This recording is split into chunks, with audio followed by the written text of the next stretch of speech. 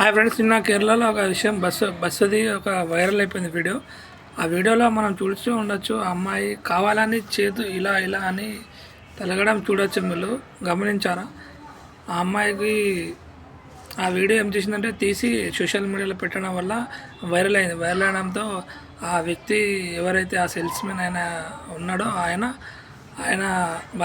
తోటి బంధువులు అందరికీ ఇలా వైరల్ కావడం వల్ల ఈయన ఇచ్చుంటాడు అసుంటాడు అనగానే మనస్తాపం, ఈ జనరేషన్లో మనస్తాపం అనేది చాలామందికి కొందరు ఉన్నారు. కాకపోతే ఆ తప్పు చేయలేడు, బట్ ఆయన ప్రాణాలు పోవడం జరిగింది. అది ఓన్లీ ఆ వీడియో వల్ల. ఆయన పనేమో ఆయన సైలెంట్గా ఉన్నాడు. బస్సులో ఉన్నప్పుడు తలుగుతుంది, మనిషి అన్నప్పుడు మనిషికి తలుగుతూ ఉంటారు. కానీ ఆ వీడియో తీసి వైరల్ చేయడం వల్ల ఆ మనిషి ప్రాణాలు అనేటివి పోవడం జరిగింది.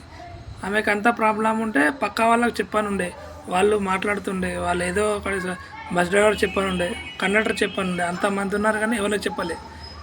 ఎందుకంటే అది వైరల్గా మారడం వల్ల ఆ వ్యక్తి చేయని తప్పుకు ఆయన మరణం చాలా బాధాకరం ఉన్నది ఫ్రెండ్స్.